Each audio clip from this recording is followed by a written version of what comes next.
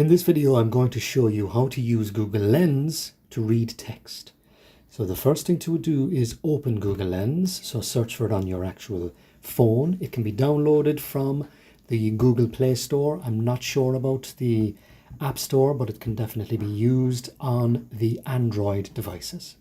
So when you download it, look for the icon, Google Lens, open it. It defaults to search there at the bottom. Just choose text and then point the camera over the text. It's a book, could be anything. Make sure that you are aligned correctly. So as you can see here now, I don't have any background shadowing. I don't have any glaring. If I hold it over directly, you will see that there is shadowing, which may negatively impact on the text and on the quality of the narration. Now, another aspect to point out is that the quality of the text that's captured is dependent on the quality of your phone and the camera on the phone.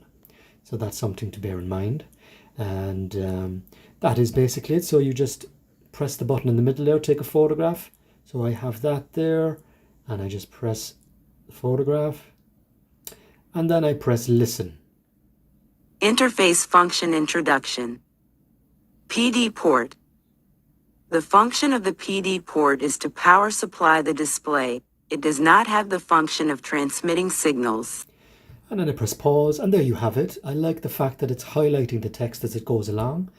I like the fact that you can shoot it anywhere and press the text to speech, let it read back.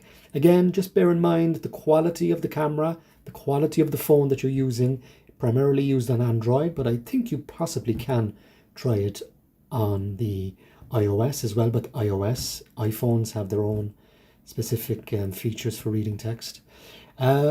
So that is it, and thank you for watching.